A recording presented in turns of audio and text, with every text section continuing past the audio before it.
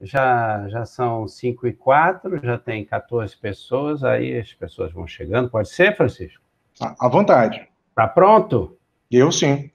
Então, muito bem, vamos lá. Então, vamos dar início a mais um PPG Gente, né? Nossas palestras virtuais aqui do Programa de Pós-Graduação em Geociências da Universidade do Estado do Rio de Janeiro.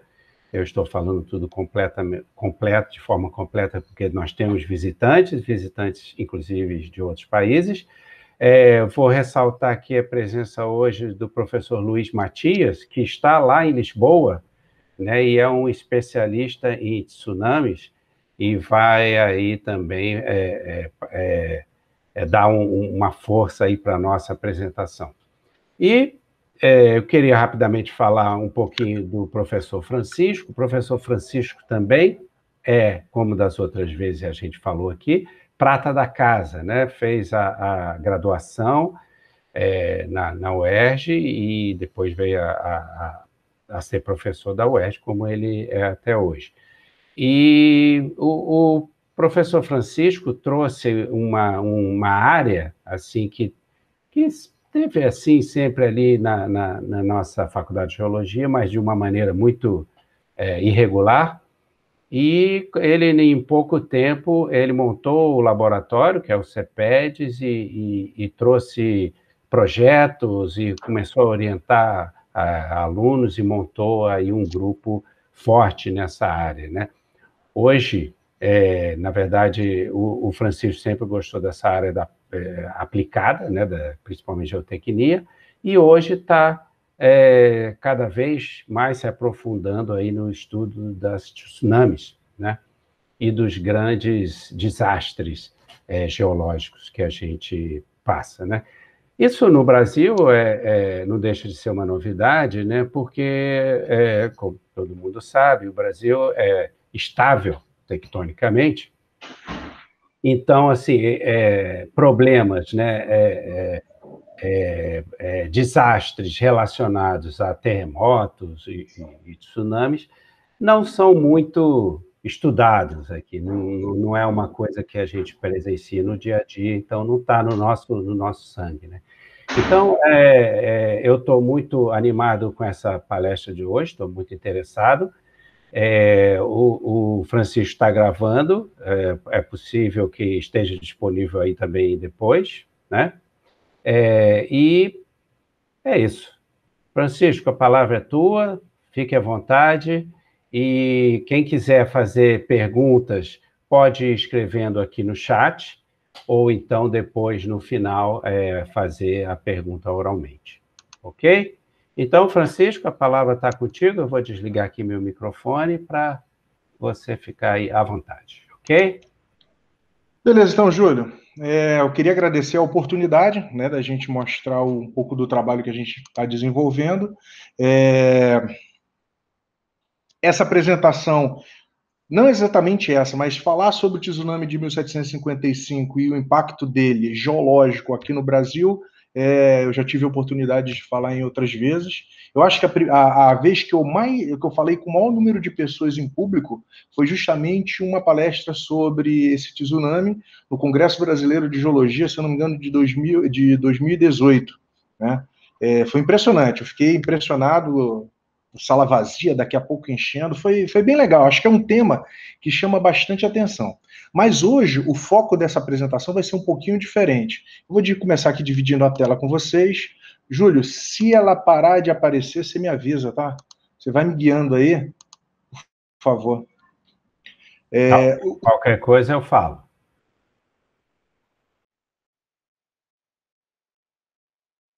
Uma introdução para falar para vocês como que foi o evento e tudo mais, mas eu vou dar uma ênfase da metade para o final, mais sobre o impacto histórico. Né? Eu estava conversando com o professor Luiz e com o Júlio, antes das 5 horas, foi uma coisa que teve um impacto muito grande em Portugal, mas que a gente não dá tanto interesse sobre esse impacto no Brasil. E a gente vai ver nessa apresentação que teve um impacto histórico e educacional aqui.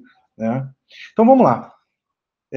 Para iniciar, eu só queria fazer algumas observações, né? Esse trabalho é uma visão de um geólogo, não de um historiador. Então, eu construí essa ideia baseado no que eu li, dentro das minhas limitações como geólogo, né? Essa interpretação histórica, né? Eu garanto a parte das observações geológicas, né? Eu afirmo que elas são observações científicas, porém a parte histórica é mais uma opinativa, é a minha opinião sobre os fatos. Né? Para quem quiser participar, pode digitar as perguntas no chat, que vocês encontram do lado direito da tela, né? Ou deixar para fazer as perguntas por áudio no final da apresentação, que a gente vai abrir um tempinho aí para perguntas e respostas. Eu vou desligar, tentar não ser grosseiro, né? Mas desligar os microfones durante a apresentação para evitar atrapalhar, né, durante a apresentação, e o vídeo da apresentação ela vai estar disponível no canal do CPEDS no YouTube, tá?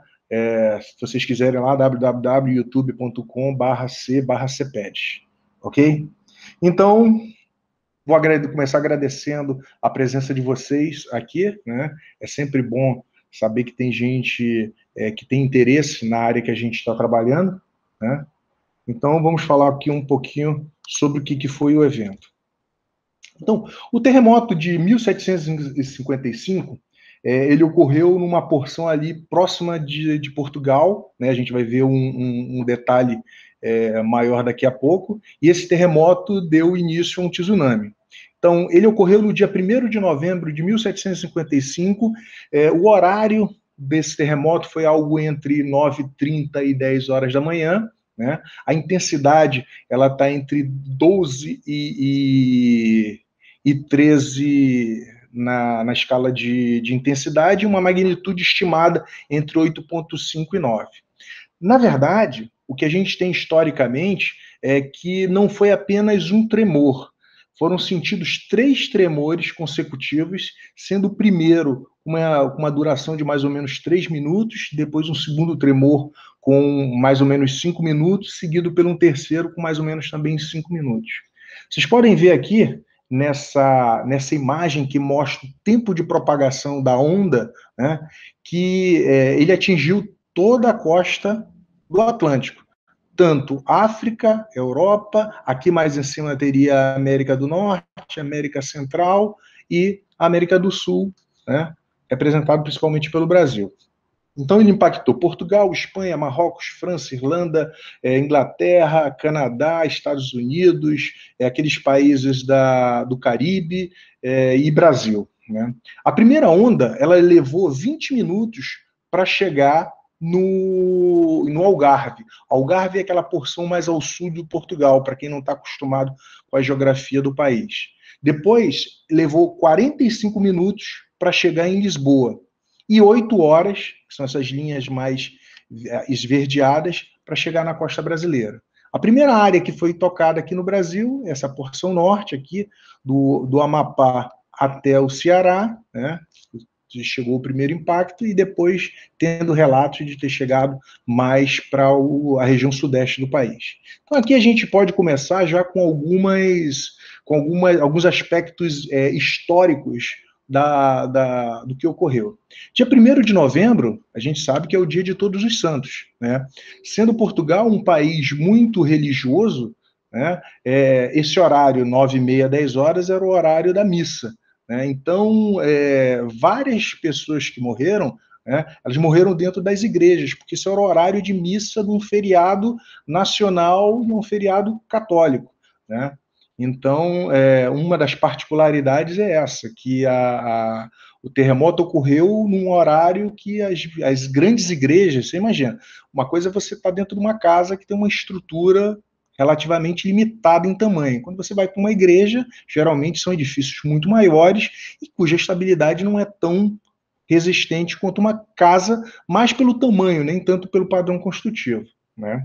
Outra curiosidade é que o terremoto de 1755 em Lisboa, ele causou 3 grandes problemas. O terremoto propriamente dito, né? Um grande incêndio que destrói a cidade, e 45 minutos depois chega o tsunami na parte baixa de Lisboa. Vocês poderiam confirmar comigo se a imagem está chegando? Porque teve uma colega que está assistindo. Então, a Milka Filgueira disse que não está chegando, mas para mim está chegando normalmente. Pode ser então algum problema da conexão dela. Beleza, então eu vou continuar. Milka, de repente você reconectar pode te ajudar. Então, essa é uma animação, um videozinho que a gente fez da simulação do tsunami, né? Ele saindo lá da costa da Península Ibérica e chegando até o Brasil. Ok? Vou repetir mais uma vez aqui. Utilizando uma das possíveis fontes tectônicas para a origem desse evento. Né? Quais são essas possíveis fontes tectônicas? Essa região aqui, você vê, é a ponta de Portugal, né? Você tem aqui o Cabo de São Tomé, se eu não me engano, né? Você tem o Algarve aqui, e a partir mais ou menos daqui você tem a costa espanhola. Do lado de cá, você vê a costa africana, né, no Marrocos. Então, essa região aqui, ela é completamente populada por várias estruturas bem grandes, né, que têm algum tipo de potencial para a geração desse tsunami. Então, a gente vê aqui, no norte, a falha de Gorringe, você tem aqui a falha do Marquês de Pombal, você tem a falha de Pereira de Souza, você tem aqui a falha da Ferradura, né? E aqui você tem uma cunha crescional, né, de Cádiz. Então, todas essas falhas aqui, essas estruturas geológicas, são falhas, são estruturas que tinham potencial para gerar esse terremoto. Hoje se acredita, pelo menos a maioria dos trabalhos já são escritos, não atribuindo apenas a uma dessas estruturas. Na verdade, o que aparenta é que esse terremoto foi um conjunto, né, de terremotos, cada um gerado por diferentes fontes. Isso é reforçado por quê? Porque quando você faz uma simulação, você não consegue reproduzir o tempo de chegada e os impactos no sul de Lisboa, desculpa, no sul de Portugal e Espanha, com a mesma fonte, ter os mesmos impactos medidos, né? O que aconteceu aqui no Marrocos e Lisboa e mais para norte de Portugal. Ou seja, eu não consigo ter uma única fonte que resolva todos os problemas. Então, qual seria a melhor forma de tentar resolver isso? Combinar diferentes fontes para resolver o problema numa região, né? E as outras fontes resolver esse problema em outras regiões. Tá? Isso às vezes pode ficar um pouco mais claro, né? Faz um pouco de sentido quando a gente vê que historicamente está registrado que esse terremoto não foi só um abalo, foi um conjunto de abalos, como eu mostrei um pouco mais à frente para vocês. Nessa janela a gente pode ver a simulação de pelo menos duas diferentes proposições de movimentação. Essa aqui é a movimentação da falha do Marquês de Pombal, e aqui uma combinação da falha de Gorringues-Bank com a Ferradura, se eu não me engano. Então, são utilizados diferentes modelos, de diferentes cenários para tentar simular os impactos que foram medidos na costa portuguesa, espanhola e do Marrocos. Então, para vocês terem uma ideia aqui, eu peguei um dos exemplos e rodei a simulação da propagação dessa onda. Essa aí, se eu não me engano, falha da Ferradura. Você vê aqui essas coresinhas azuis e vermelhas, elas representam em vermelho a onda positiva, ou seja, uma onda, como a gente vê, uma onda de surf, né? E essa mancha azul seria uma onda negativa, ou seja, ao invés de eu subir o nível da água, esse nível da água está baixando, tá? E eu vejo várias frentes de ondas se deslocando, tá? Deixa eu repetir aqui para vocês verem novamente. Ver se eu consigo puxar. Opa, desculpa. Vamos lá. Eu acho que distorceu um pouquinho aí. Vamos ver se eu consigo tocar ela novamente. Não. Não sei, eu toquei em alguma coisa aqui e ele mudou. Vamos ver se ele... Só para vocês verem novamente essa propagação inicial. Ok? Então a gente simulou, num outro trabalho que eu fiz, diferentes fontes, diferentes configurações dessa fonte inicial, e a gente conseguiu fazer uma combinação onde eu consegui explicar os impactos, por exemplo, no sul de Portugal e, ao mesmo tempo, ao norte de Portugal. Tá? Então vamos lá. E como esse registro, como que foi feito esse registro, como que eles notaram isso no Brasil? Né? A gente vai ver daqui a pouco que 3 localidades, Lucena, Pitbu e Tamandaré, na costa brasileira, ali no limite entre a Paraíba, aqui, Lucena na Paraíba, Pitbu no limite entre a Paraíba e o Pernambuco, e Tamandaré bem no sul de Pernambuco. Ok? Parece Tamandaré aqui. Então vamos lá. Como é que a gente chegou? O que me inspirou a estudar esse evento? O professor José Alberto Vivas Veloso, um geofísico da Universidade de Brasília, ele é especialista em terremotos históricos. Tá? Ele, em 2015, ele lança esse livro chamado Tremeu a Europa e o Brasil também, onde ele fala sobre o terremoto de 1755, e ele tem encontrado no Arquivo Histórico Ultramarino Português 4 documentos onde é citada a chegada desse tsunami na costa brasileira. Tá? Ele, como geofísico, né, histórico, o trabalho dele é procurar documentos, informações escritas, né, sobre esses eventos antigos, em uma época que você não tinha o sismógrafo para fazer o registro.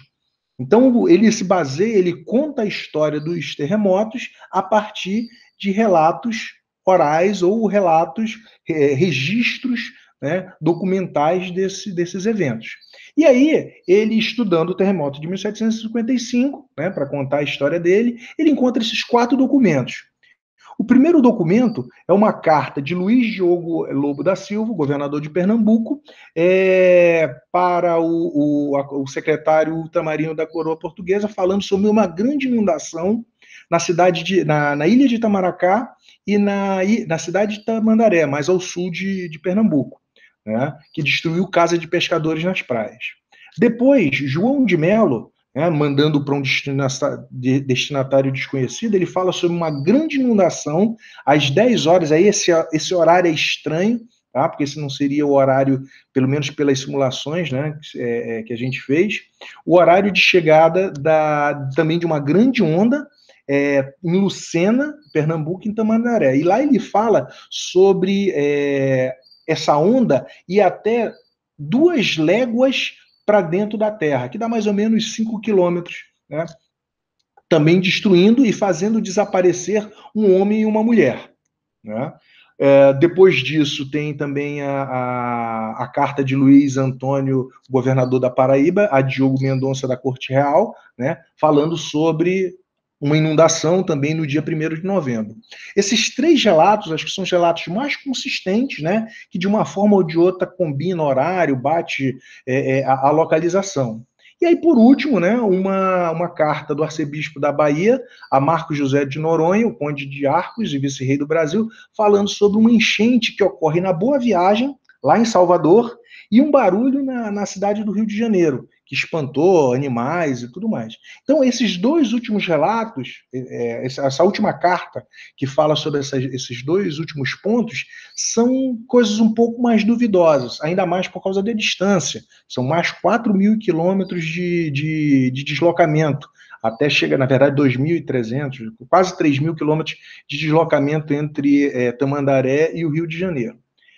Eu ainda abro uma exceção para o caso da Igreja de Boa Viagem. Por quê? Porque como Salvador está dentro de uma baía, né, tudo bem, o Rio de Janeiro também está, mas a configuração e a posição onde eles fazem um relato, você poderia ter tido uma reverberação né, da onda dentro da Bahia, fazendo que uma onda que chegou lá com 30, 40 centímetros, ela replicar, né, ela reverberar, e aí conseguir ter uma onda de 3, 4 metros e até molhar lá realmente a cruz em frente à igreja de Boa Viagem. Eu tive curiosidade de ir a esse lugar para ver, é um lugar relativamente alto, está 4, 5 metros de altitude em relação ao nível do mar, é uma coisa que me deixa um pouco intrigado. Mas os outros três dão até uma coerência.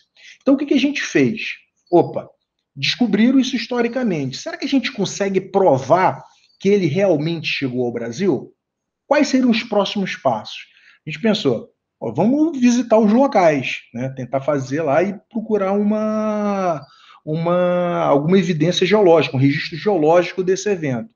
Porém, o litoral do nordestino ele é muito grande, né? Então a gente conseguiu uma aluna de mestrado, e o mestrado dela foi especificamente fazer as simulações, né, com várias fontes diferentes sobre a chegada dessa onda no litoral brasileiro.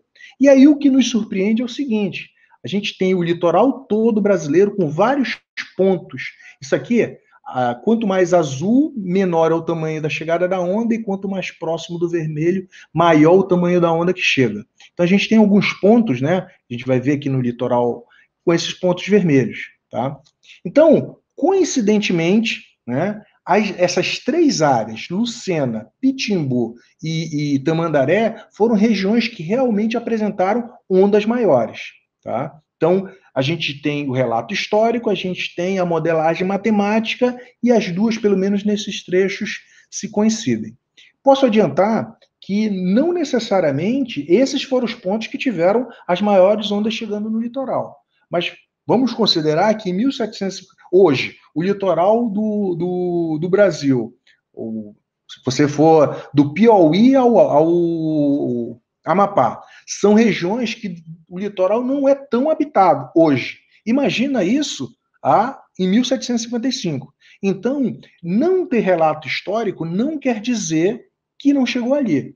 Tá? Se sabe que Lucena era um porto pesqueiro, um porto relativamente importante na Paraíba. Então, provavelmente era um lugar que tinha um agregado de pessoas, uma concentração de pessoas. Tá? Itamandaré era, sim, uma cidade, um porto bastante importante no Nordeste, ou seja, tinha população e tinha alguém para registrar. Pitimbu, que é no limite entre a Paraíba e Pernambuco, é bem próximo, é ao lado da ilha de Itamaracá, onde a gente tem até um forte, né? Aquele forte dos. Me falha agora o nome do forte, mas o forte importante que tem nas proximidades de Recife. Ou seja, esses três pontos não necessariamente foram os únicos que foram atingidos, mas provavelmente foram os atingidos com maior concentração de pessoas. Tá? Existe na nossa simulação, a gente vê que aqui, Fernando de Noronha e Atol das Rocas mostra ondas chegando de 1,75 m. Aí vocês devem estar perguntando, uma onda de 1,75 m, qual a importância disso? Um dia de ressaca tem ondas de 3 metros, 3,5 metros. Qual seria a importância de uma onda dessa?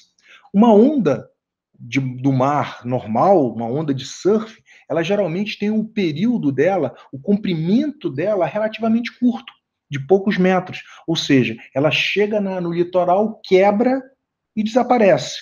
Quando a gente fala de uma onda de tsunami, eu estou falando de onda de 200, 250, 400 quilômetros de comprimento. Então é como subisse um paredão de 1,75 m e ele continuasse entrando litoral adentro. Então estima-se que uma onda de tsunami com comprimento de onda muito grande, quando ele chega ao litoral, ele consegue atingir até 4,5 vezes a altura nominal dela. Ou seja, se chega uma onda de 1 metro de altura, ela consegue inundar até 4,5 metros de altitude na praia. Tá?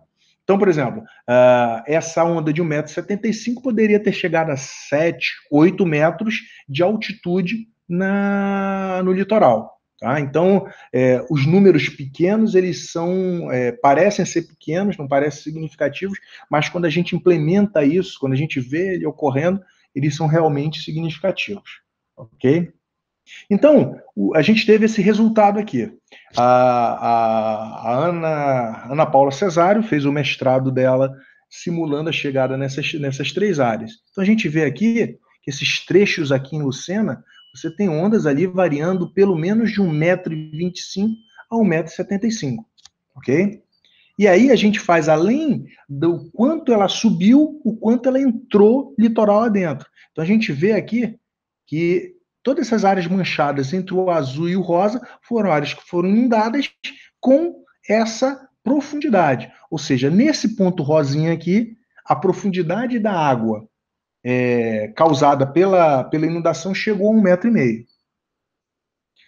A mesma simulação foi feita para Pitbull, na ilha de Itamaracá. A gente pode ver que aqui os valores não são tão contínuos, provavelmente por causa do fundo submarino, né? Ele gera essas diferenças, né? E aqui a gente pode ver a simulação da inundação. Como você tem um canal, um rio aqui, né? Você imagina a onda entrando aqui, canalizando, entrando e inundando as partes mais baixas. Ok? Então a gente vê aqui em detalhe a região, né, do rio que divide a Paraíba e Pernambuco. E a mesma simulação foi feita para a região de Tamandaré. Tá? Apesar dessa região mais ao norte, que a gente estudou, ter tido as ondas mais altas, a gente vai ver na próxima imagem que o maior impacto foi mais aqui ao sul. Detalhando um pouco mais a comunicação, né, aquele documento, ele fala sobre um trecho ao sul da cidade, na verdade, ao sul de um forte que tem aqui em Tamandaré. Então, esse ponto aqui é a área onde onde estava construído o porto, né, de Tamandaré, e um pouco mais para cá é o forte. E no documento que o professor Veloso teve acesso, ele fala sobre essas ondas terem chegado mais ao sul da cidade. Então a gente imagina que o maior impacto foi ao sul. E quando a gente olha a simulação da inundação, a gente vê que realmente a região que foi mais afetada foi ao sul da cidade. Um detalhezinho aqui, você vê que teve um trecho bem grande, com uma inundação de até 1,5 m. E aí o que a gente fez? Fomos para o campo, né? Nós vamos ao campo, identificamos essas áreas onde a maior onda, a onda com maior altura chegou, tentamos combinar com as áreas que tiveram as maiores inundações pela simulação e percorremos todo esse litoral, desde o sul do Rio Grande do Norte até o sul de Pernambuco, visitando todos os trechos que a gente tinha identificado com um potencial maior na simulação. Tentamos encontrar locais onde tinha algum potencial para a preservação dos registros e coletamos 55 amostras. Né? Nessas 55 amostras, a gente fez alguns trabalhos sobre a geoquímica do sedimento e tudo mais. E pontos interessantes que a gente viu nesse sedimento mais grosseiro que foi identificado, a presença de pedaços de corais, tá? E presença de pedaços de... como chama?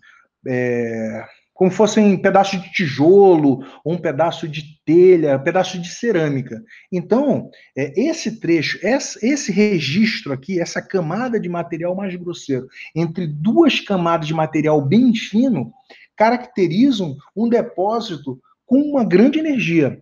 A nossa interpretação é que você tinha ali uma situação como fosse um depósito eólico, depois uma camada do material mais grosseiro, com grãos mais angulosos, cheio desses pedaços de material, pedaços de coral, pedaços de construção, né? E depois por cima novamente o material eólico. Então, aquilo ali está bem claro que foi um evento bastante energético. O que a gente está fazendo hoje é tentar relacionar esse evento energético ao tsunami de 1755. Reforça essa nossa posição é que o Nordeste brasileiro ele é bem caracterizado por não ter grandes tempestades. Tá? Grandes tempestades, como a gente vê no litoral de Portugal, como você vê no litoral nos litorais atlânticos da Europa, no litoral dos Estados Unidos, do Canadá, nada parecido. O Brasil, o Nordeste brasileiro, na verdade, o litoral brasileiro é um litoral muito calmo, né? A gente tem registro de eventos pouco mais fortes, mais para o sul, né? Como o tornado, né? O tornado de Santa Catarina, o Catarina, né? Que foi um tornado que ocorreu ali no litoral entre Santa Catarina e o Rio Grande do Sul, é um evento extremo e que só ocorre ali, tá? Ele não ocorre aqui para a região sudeste, mais para o nordeste. Então, encontrar uma camada como essa, que evidencia uma energia bem grande, entre duas camadas totalmente diferentes, nos induz a entender, pelo menos a interpretar isso como um evento extremo. Tá? E aí, essa história que eu queria contar para vocês sobre o tsunami. Tá? Agora, vamos entrar qual o impacto que esse terremoto em Lisboa traz para o Brasil. Tá? Então, eu mostro aqui para vocês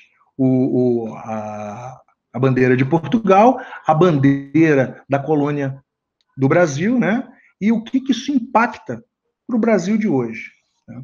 Então, eu tentei dividir em dois setores, em dois temas, esses impactos. O impacto econômico e o impacto educacional. Tá?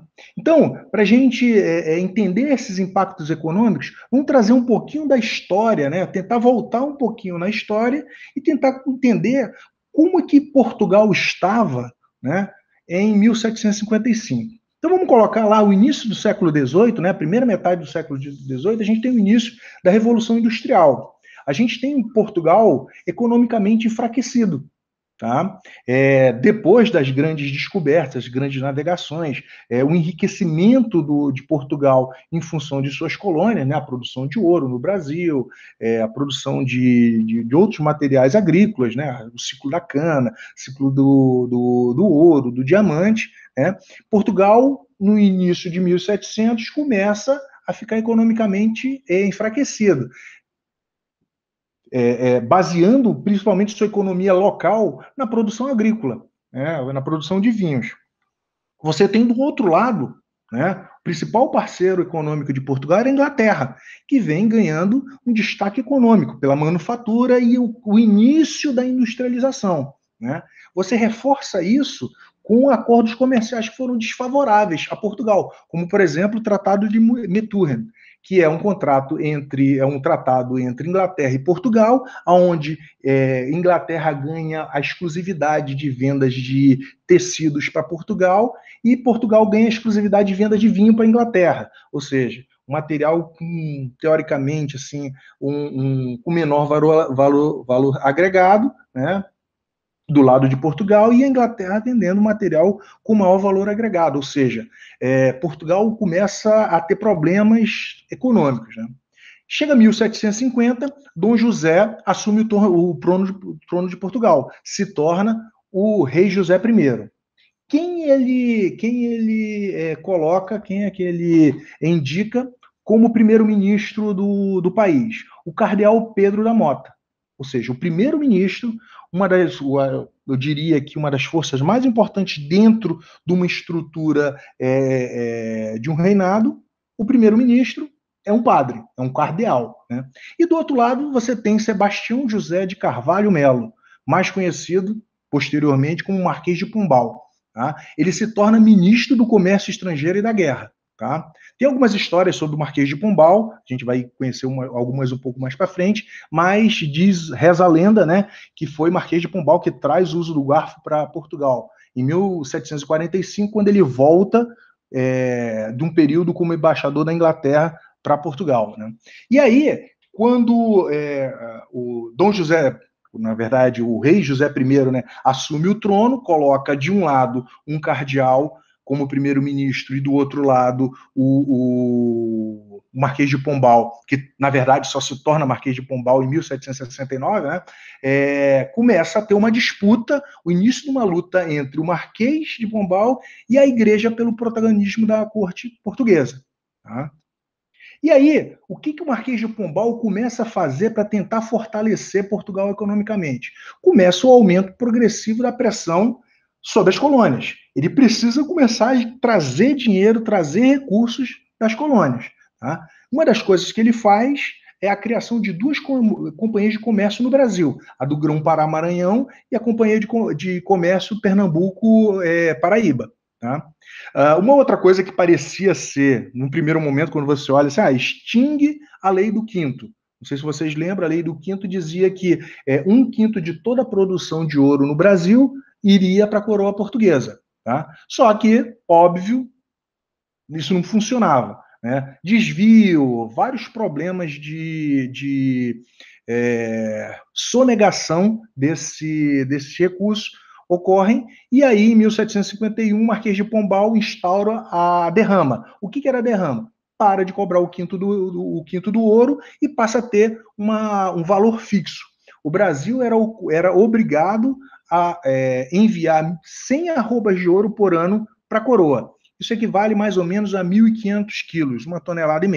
Tá? Então, com essa 1,5 toneladas, se produzisse mais do que isso, mais do que 1/5 disso, não importava. Se produzisse menos que isso, a colônia era obrigada, de toda forma, a mandar essas 100 arrombas de ouro. Tá? Então, foi uma forma de diminuir essa sonegação. E aí, nessas disputas políticas, o Marquês de Pombal atribui à igreja movimentos políticos contra a coroa. Começa a forçar também a coroa, né, o governo, o reino português contra a igreja. E aí ocorre, em 1755, o terremoto de Lisboa. Óbvio que aumenta a pressão, né, de Portugal para a recuperação econômica, ainda mais agora com a necessidade de reconstruir Lisboa. Né? E aí alguns feitos atribuídos ao Marquês de Pombal que me chamaram a atenção. Atribui-se a ele a seguinte frase que ocorreu logo depois do terremoto: que enterrem-se os mortos e alimentem-se os vivos. Ou seja, a gente tem que fazer alguma coisa. Não pode ficar chorando. Vamos correr atrás do prejuízo. Né? Enterra quem morreu, alimenta quem é vivo e vamos tocar em frente. E aí, outros feitos que eu achei bem interessantes, que foram atribuídos a ele, é o primeiro levantamento sistemático pós-desastre da história, conhecido como Inquérito de Pombal. Né? Hoje, sabe-se que a intensidade do terremoto foi entre 8,5 e 9, com certa precisão. Por quê? Porque o Marquês de Pombal obrigou a fazer um levantamento em todas as terras portuguesas, chegando até parte da Espanha, né? Tentando identificar quais foram os prejuízos e quais foram os danos causados às casas, à infraestrutura da região. E aí, com isso, os sismólogos históricos conseguem estimar qual foi a intensidade do sismo à época. Outra coisa muito interessante foi a questão da reconstrução de Lisboa, seguindo um projeto urbanístico. Por exemplo, existia uma largura mínima para que as ruas fossem reconstruídas. Por quê? Porque aconteceu a época dos prédios, as casas pegando fogo, e o caminhão de bombeiro, o material à forma, na verdade não era caminhão, né, as carroças, para controlar o incêndio, não conseguiam passar pelas ruas, porque as ruas eram muito estreitas. Então, Lisboa é reconstruída na forma de ruas praticamente paralelas entre si, né, com largura mínima. E, por último, a instituição de um padrão construtivo resistente a terremotos, conhecido como gaiola pombalina, né? Que é como fosse um cubo, né? As arestas de um cubo, e cada face do cubo uma cruz, como a gente pode ver nessa imagem aqui, que tem não uma resistência, porque quando você constrói uma estrutura, entre aspas, à prova de terremoto, ela não é resistente. Na verdade, ela consegue trabalhar o movimento sem se destruir. Se você faz uma coisa muito rígida, ela quebra. Se ela consegue trabalhar esse movimento, ela consegue resistir. Tá? E aí, em 1750, logo após o terremoto, o rei José I transfere a corte para Real Barraca, que é numa das quintas do reino, né, do da coroa, né, na quinta de cima, literalmente uma barraca. Diz a lenda que o rei José nunca mais dormiu em uma construção de alvenaria. Tá? O tão ele ficou abalado com o evento de 1755. Né? E a corte ela fica localizada, ela fica sediada nessa barraca real, né, até 1794, 17 anos após a morte do rei. Ou seja, teve um impacto psicológico também. Tá? Então, nota-se que o rei José fica abalado com esse problema, e aí o que acontece? O Marquês de Pombal começa a concentrar o poder em cima dele. Ele consegue concentrar esse poder nas mãos dele. Né? E aí, em 1757, ele consegue tirar os jesuítas da corte portuguesa. Então, o primeiro-ministro já deixou de ser aquele cardeal. E em 1759, ele consegue expulsar os jesuítas de Portugal. A Companhia de Jesus, né, que seria o nome mais formal dos jesuítas, né, é expulso literalmente das terras do Reino de Portugal. Aí leia-se assim, terras de Portugal, Brasil e as outras colônias. E continua o aumento da pressão sobre as colônias. E algumas outras ações são feitas para tentar aumentar essa arrecadação. Como, por exemplo, em 1763, se transfere a capital da colônia, que era Salvador, né, o Brasil, a capital do Brasil, de Salvador, para o Rio de Janeiro, com o único objetivo de aumentar a fiscalização do porto de saída do ouro. Tá? Você tinha lá o caminho novo do ouro, né, que sai lá de Ouro Preto, vindo para o Rio de Janeiro, sendo mais específico ali a região de Magé, né, e saindo aqui pelo porto do Rio de Janeiro. Então, nota-se várias... Óbvio, o declínio econômico de Portugal já tinha iniciado, mas o evento de 1755 só reforça esse problema. Né? E Marquês de Pombal trabalha em cima disso.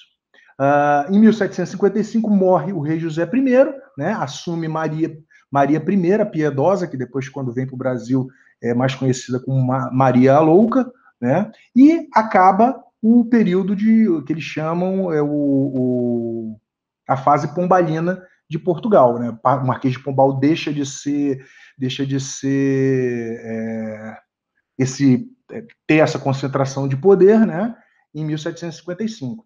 Sendo Maria uma senhora muito, como se chama, muito religiosa, aos poucos a igreja volta para Portugal, mas não necessariamente a ordem dos jesuítas.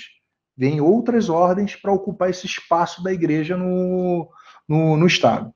E aí, coincidentemente, em 1789, né, depois de muita pressão sobre as colônias, a gente tem a Inconfidência Mineira, em 1789.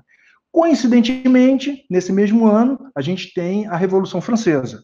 Né? Saber até onde isso foi apenas a pressão ou a influência iluminista vindo da França para o Brasil. E aí, aqui eu quero abrir só um slide para vocês, para mostrar que se o tsunami de 1755, o terremoto de 1755 em Lisboa, trouxe esses impactos econômicos que eu mostro para vocês, a Revolução Francesa pode também ter sido influenciada por um outro evento extremo. Em 7 de junho de 1783, ocorre uma grande erupção na Islândia, na fissura de Lake. É uma fissura com 30 quilômetros de extensão, onde aparecem 130 crateras. Durante 8 meses, fica emanando lava e cinzas. Né? Grande parte desse material fica em suspensão na atmosfera do hemisfério norte. E quais as consequências que essa quantidade de cinzas na atmosfera do hemisfério norte causa? Primeiro, local, 21% da população da Islândia morre, né, em função dessa erupção, ou por frio ou por fome. 3/4 das criações animais também morrem. A nível global, você tem um frio intenso no hemisfério norte. Os 2-3 anos após esse evento, né, são invernos extremos. Para vocês terem uma ideia, o rio Mississippi, né, congela durante os 2 invernos seguintes. Ou seja, o hemisfério todo, sul todo, diminui bastante a temperatura. O que ocorre? Produção agrícola cai drasticamente. E aí vem a pergunta: será que a Revolução de 1789 foi apenas um movimento dos iluministas ou é uma combinação entre um povo passando fome, uma fome generalizada no hemisfério norte, em especial a Europa, associada a esse movimento iluminista? Então fica aí essa curiosidade aí, essa possibilidade, né, de não a Revolução Francesa não ser apenas um movimento iluminista, e sim uma combinação de fatores, né? Então vamos lá. E aí depois disso, né, a corte, né, o reino continua com a prioridade de reerguer Portugal, né, e pressionando cada vez mais as colônias. E aí eu tenho entre 1803 e 1813 as guerras napoleônicas, né? Exatamente em 1808 a corte portuguesa vem para o Brasil, né, fugindo de Napoleão, né? E aí eles continuam tentando angariar recursos, né, para quando eles voltassem para Portugal, quando a corte voltasse a Portugal, conseguisse ajudar nessa recuperação econômica. Só dando continuidade, entre 1822 e 1889, eu tenho o Império do Brasil. O Brasil deixa de ser uma colônia portuguesa, passa a ser um império, né? Mas mesmo assim a gente fica com dívidas, né? O Brasil tem que pagar 2 milhões de libras esterlinas para Portugal para reforçar o caixa deles. E aí, culminando lá em 1889, a República. Ou seja, o Brasil é explotado, os recursos brasileiros são retirados do país por vários motivos. Crise econômica de Portugal, depois o desastre, depois a vinda da corte para cá, o pagamento de uma dívida, né? A República não nasceu do nada, teve um custo. Então a gente é exaurido ao máximo. E aí, quais foram os impactos da educação brasileira por causa desse evento? Antes de eu entrar propriamente dito no impacto, só queria estabelecer algumas terminologias. Tá? Como o professor Júlio falou, eu venho de uma área, assim, eu tenho trabalhado bastante na área de desastres naturais e às vezes a gente erra o uso de determinados termos e o uso indevido dos termos traz problemas na hora da interpretação. Por exemplo, o que é perigo e o que é risco? Se você não entender exatamente a diferença entre essas palavras, você não consegue entender o contexto. Então, se a gente tentar entender, vamos tentar definir as palavras educação e ensino. Educação está ligado a hábitos, costumes, valores, crenças, regras sociais. Enquanto o ensino é instrução e técnica. Está muito mais ligado à profissão. Então vem aquela pergunta, né? Vem a questão: o Estado lutando com a igreja, lutando com a família para dar a educação. Na verdade, essa disputa Estado, igreja e família, ao meu ver, é uma luta pelo controle social.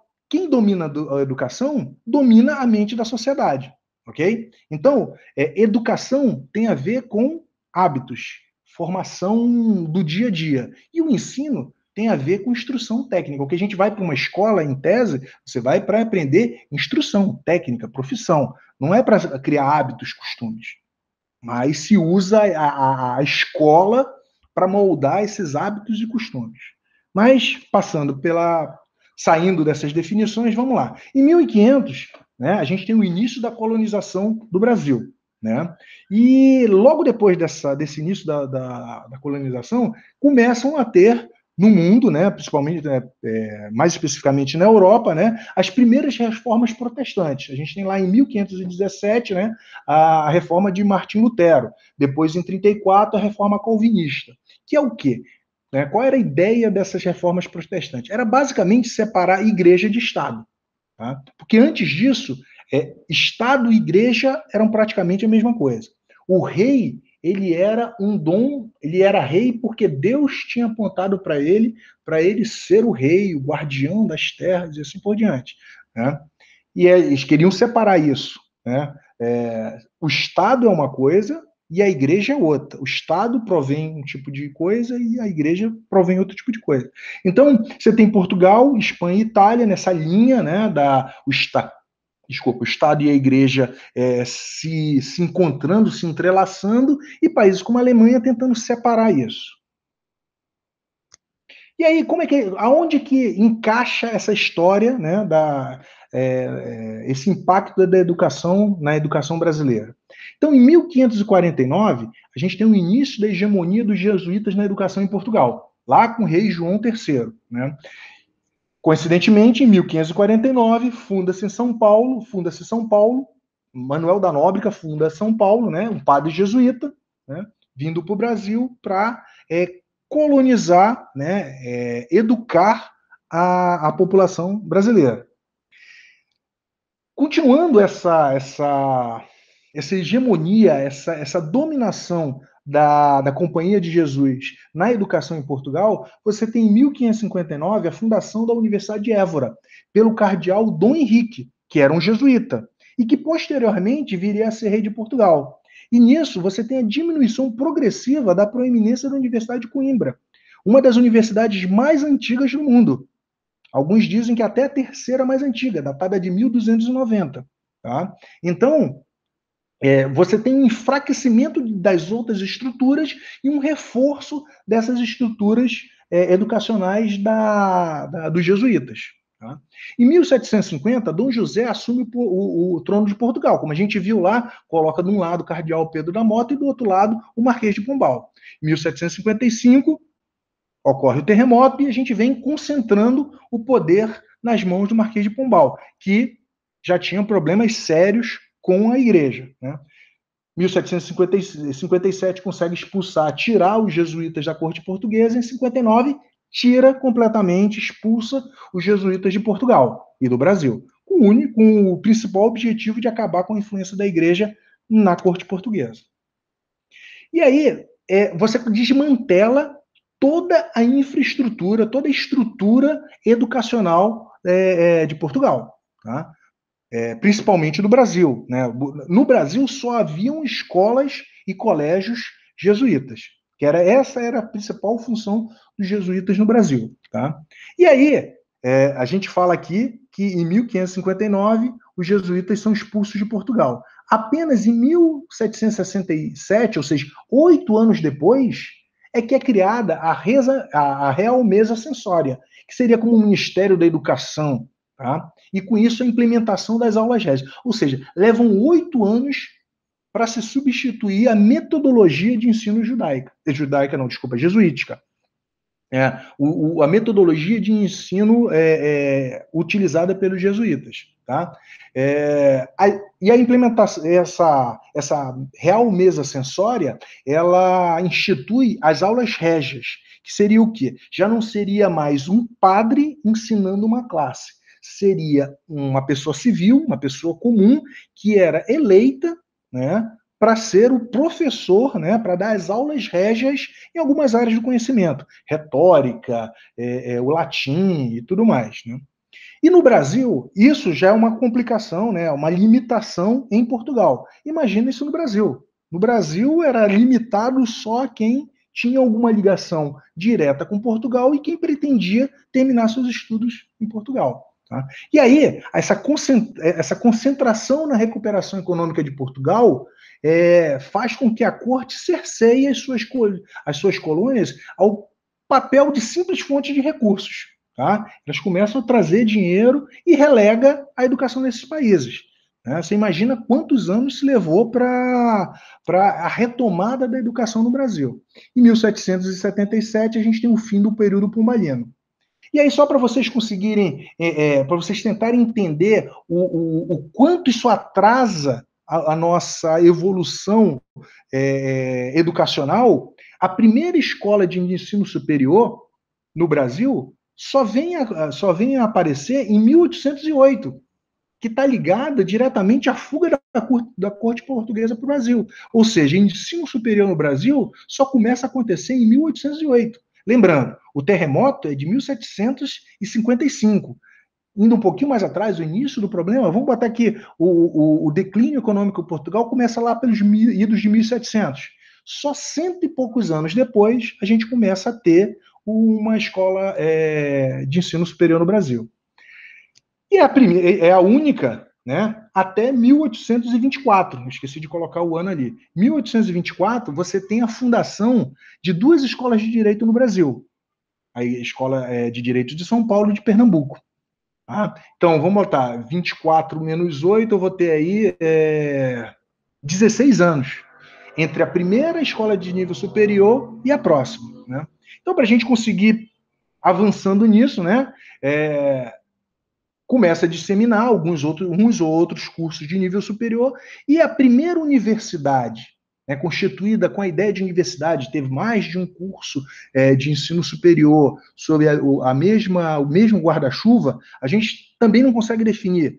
Alguns dizem que a primeira universidade é a Universidade de Manaus, né, pelo que eu li, era uma universidade bancada pelos senhores de borracha, né, do Império da Borracha em Manaus, né? Existe uma outra linha que diz que a primeira universidade propriamente dita é a Universidade do Paraná, a UFPR, em 1912, e por outro lado, existe assim, o que é hoje mais aceito, é a Universidade do Brasil, que é criada em 1920, né, que atualmente é conhecida como a Universidade Federal do Rio de Janeiro. Tá? Ou seja, a gente leva todo esse tempo para tentar recuperar o atraso na educação brasileira. Tá? Tudo bem, na história que eu conto, a gente dá ênfase a 1755. Provavelmente esse problema ele já vinha se iniciando, né, antes disso, lá em função de todos os problemas econômicos que Portugal vinha enfrentando, mas tem como o turning point, né, o ponto onde dá a virada, onde começa realmente o problema, em 1755, com o evento lá, o terremoto que destrói Lisboa e faz com que a coroa precise de cada vez mais recursos para conseguir recuperar a economia do país. Ok? Gente, eu vou parar por aqui, né? Acho que exatamente 1 hora falando. Júlio, se você quiser agora tocar, abrir agora para perguntas, você fica à vontade. Ok. Estou à disposição.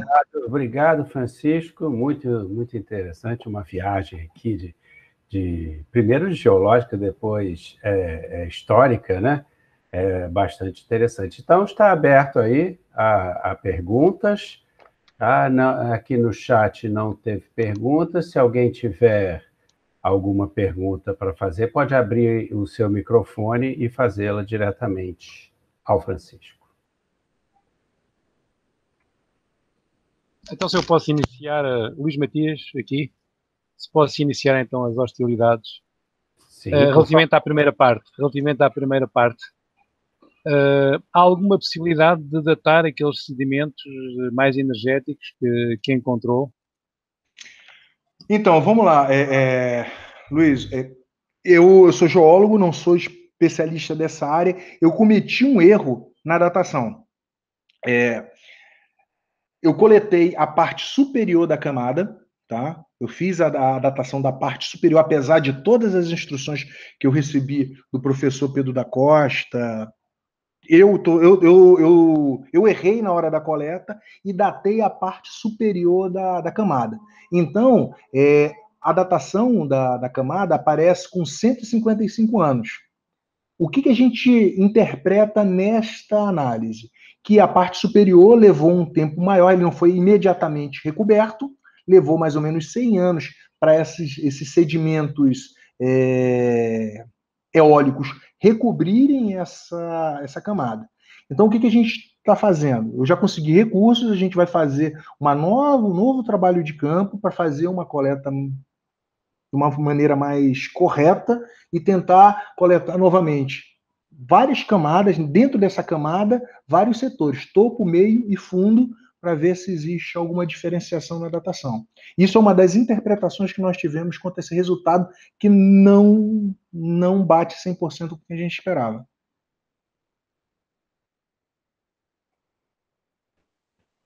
Eu tenho uma pergunta, né, também mais geológica, que é o seguinte, pela previsão, foram algumas daquelas falhas ali que estão ainda no Atlântico, mas entre o Atlântico e o Mediterrâneo.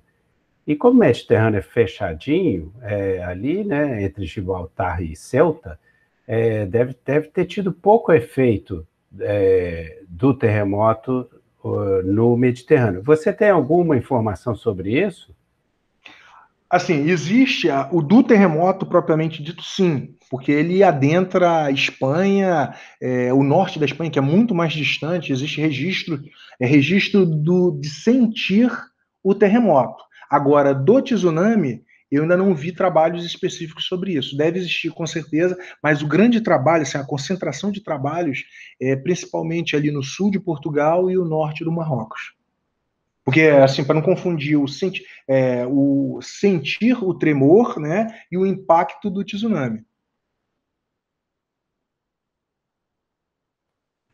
E, assim, o efeito destrutivo em Lisboa é muito falado, muito conhecido historicamente, até porque Lisboa era a capital e tal, mas ali no Algarve, até hoje são cidades pequenas, a maiorzinha é Faro, né? Você tem registro assim, de uma destruição, de relatos históricos sobre o efeito do terremoto na região do Algarve? Sim, todo esse levantamento foi feito. Tá? O inquérito de Pombal, ele tem um grande diferencial justamente por isso. Eles sabem exatamente o número de pessoas, o número de casas que foram atingidas, a localidade, isso está muito bem documentado. Tá? Tanto para o que ocorreu, as perdas e danos em função do terremoto e as perdas e danos em função do tsunami. Por exemplo, na modelagem que nós fizemos, nós utilizamos como referência informações históricas. Por exemplo, você sabe que em determinada praia, a onda que chegou foram de tantos metros, que entre a primeira e a segunda onda você teve um determinado tempo. Então, isso está muito bem documentado, Júlio. Muito bem, alguma outra pergunta?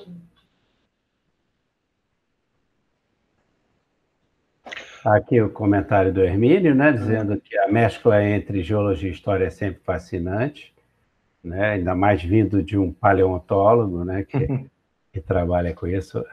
Realmente, muito interessante. Bom, Júlio, então, diga.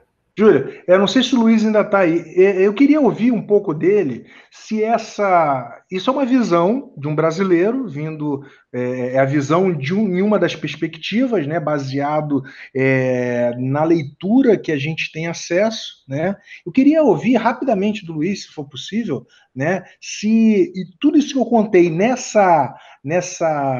ritmo, nessa forma, faz sentido para um português. Portanto, relativamente à parte histórica, presumo eu. Isso. A outra a gente pode discutir bastante geologicamente, mas essa visão histórica eu gostaria de ouvir a opinião de um português. De facto, digamos que é a primeira vez que eu vejo uma ligação tão clara entre o terremoto e a economia ou a história. Portanto, nós aqui em Portugal não temos tanto essa visão, pelo menos daquilo que eu tenho conhecimento, de algumas conversas que tenho tido com historiadores, não temos tanto essa visão. A visão que nos é dada é mais o impacto até a nível cultural e científico a nível da Europa, porque teve um grande impacto na Europa. Portanto, falamos de Voltaire, falamos do Kant, portanto, todos esses grandes pensadores envolveram-se na discussão do terremoto. Aliás, é curioso que no aniversário dos 250 anos do terremoto, houve um filme que foi feito dedicado ao terremoto. Onde é que foi feito esse filme? Na Alemanha. Não foi em Portugal. Foi na Alemanha, precisamente pelo impacto filosófico que teve o terremoto a nível do pensamento europeu. Relativamente, de facto, à economia ou à história, não temos essa sensação aqui em Portugal. Mas, Luiz, assim, faz sentido ou é uma coisa assim, sem sentido? O que eu gostaria de entender é isso. Se essa visão, ela distorce, ela sai totalmente de uma linha lógica, ou na tua opinião, como português, que vem acompanhando, que cresceu estudando a história de Portugal, faz algum sentido? É claro que faz sentido, claro que faz sentido. Repare, a seguir a 1755, agora não me vem um ano, mas passado alguns anos, houve de facto também um grande terremoto, que deu, terremoto não, mas um tsunami, que foi registado em Portugal, e também houve um sismo. No entanto, esse sismo já foi mais ou menos escondido pelo poder da época. E, portanto, foi bastante significativo, mas foi escondido. Porquê?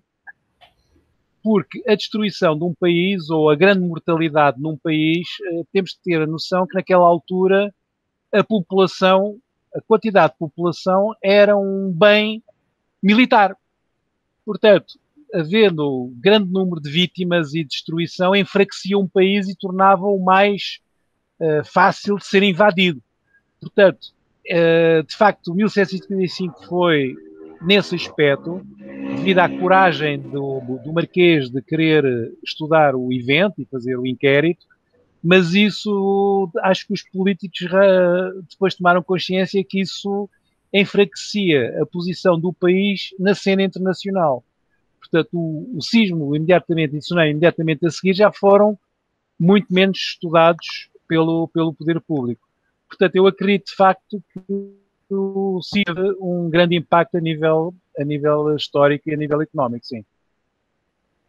Muito obrigado, cara. Acho que assim, me agrada, pelo menos me deixa satisfeito, saber que é uma direção lógica. Tá? Te agradeço também pela participação. Muito obrigado, hein? Sim, muito interessante. Eu vou até daqui a pouco fazer uma pergunta para o professor Luiz, mas a Luciane Almeida aqui perguntou se tem publicações oriundas dessa apresentação, desse trabalho que vocês estão fazendo. Vocês já publicaram? Sim, Luciane. Na verdade, tem uma dissertação de mestrado que mostra toda aquela parte central ali no primeiro terço da apresentação, que tem as simulações, elas são oriundas de uma dissertação de mestrado, de uma aluna, Cesário, né? Se você procurar no próprio site da nossa pós-graduação, acho que já está disponível lá, porque a Ana já entregou. Se não tiver, não tem problema, daqui a pouco eu vou disponibilizar os contatos, é só você entrar em contato. E a gente está agora, está submetido, a gente está aguardando, né, na verdade, a gente está correndo, está na fase final da submissão de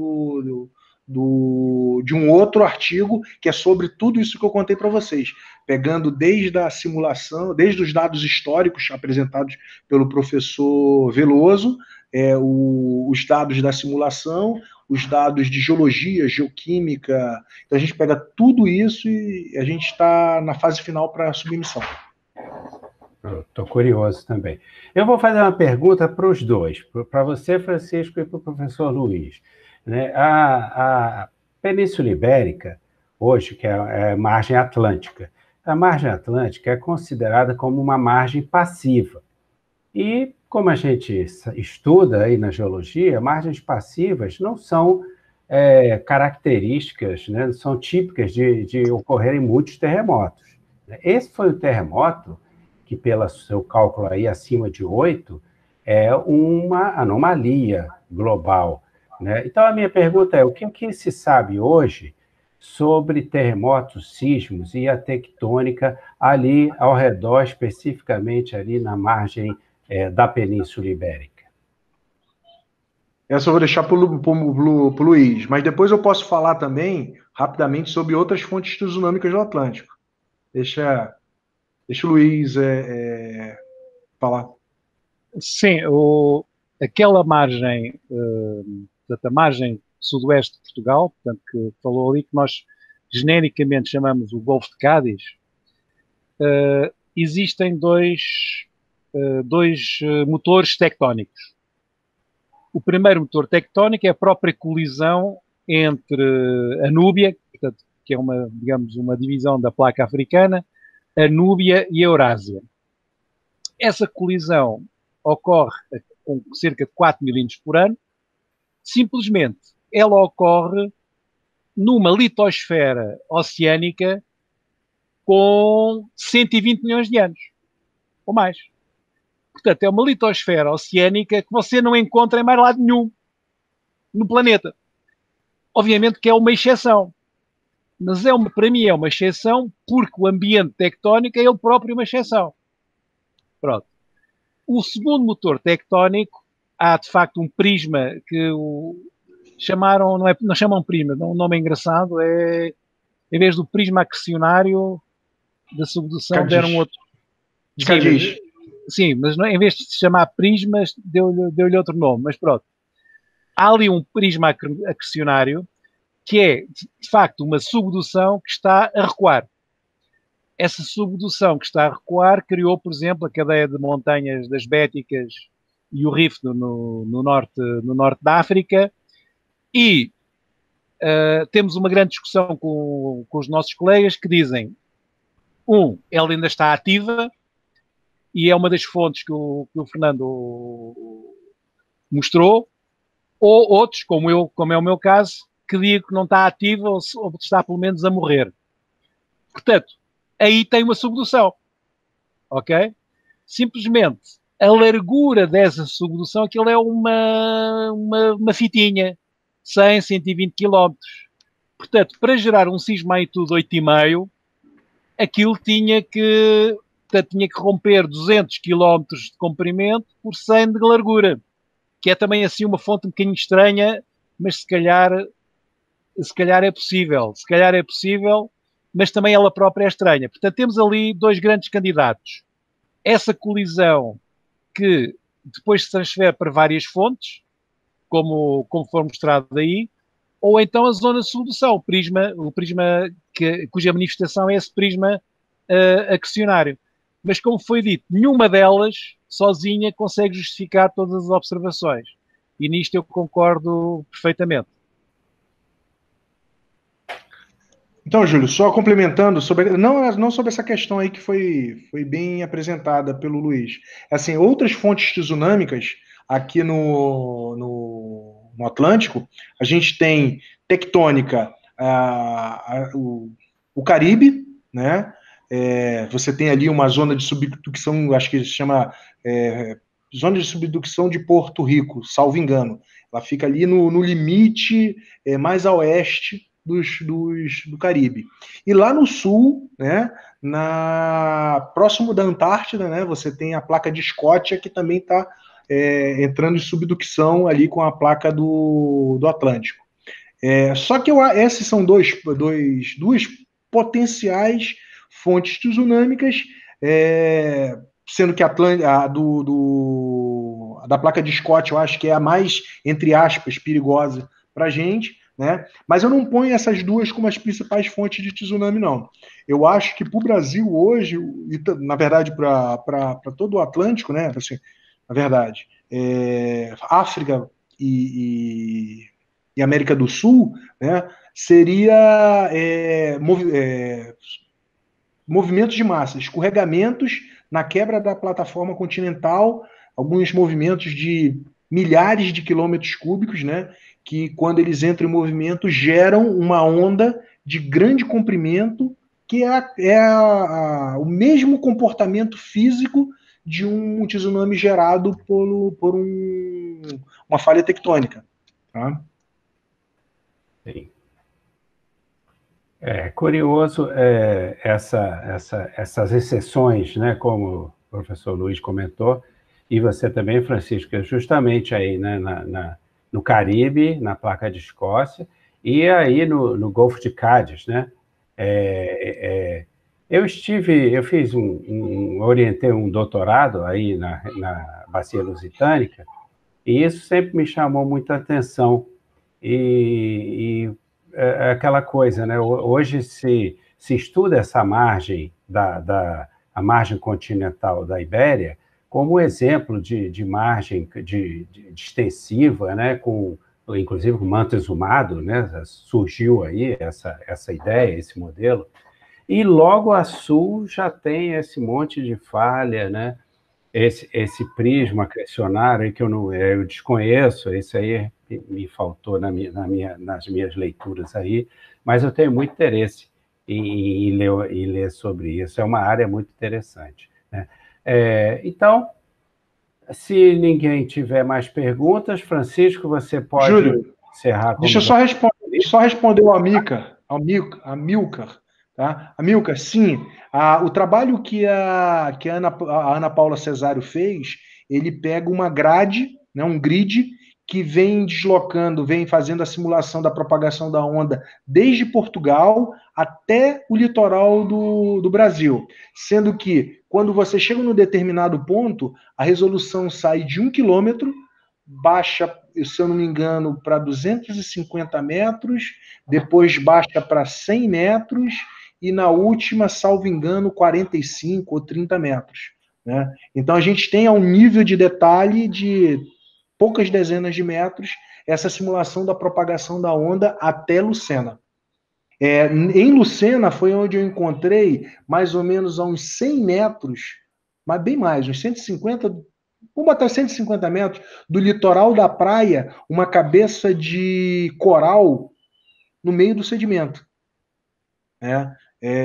Aquela região até tem coral, mas o coral está bem, acho que 2 quilômetros de distância, né? E você conseguir colocar uma cabeça de coral a 150 metros do litoral, logo na parte mais de cima, é uma coisa que a gente também vai precisar estudar um pouco mais com calma. Mas Lucena foi estudado sim, tá bom? Obrigado pela pergunta. Júlio, se você quiser finalizar. Ok. Então, de novo, agradeço, Francisco, pela ótima palestra, super interessante, super cativante, um tema realmente diferente assim do que a gente está acostumado na nossa pós-graduação, né, que vai desde o estudo do manto, alguns até de outros países, de outros planetas, né, aí como já tivemos projetos, e trazendo um pouquinho da história, que eu acho muito bacana, juntar a geologia com a história. Agradeço também ao professor Luiz pela presença, pela participação aí, né, professor Luiz Matias. Professor Luiz, você é professor da Universidade de Lisboa? Sim, eu estou em Lisboa, sim. Sim, tá. Tem duas, né? Tem a nova e tem a Universidade de Lisboa. Esta é a velha, sou da velha. Tá bom. Chamamos clássica. Clássica. Tá ótimo, era só para saber se a gente...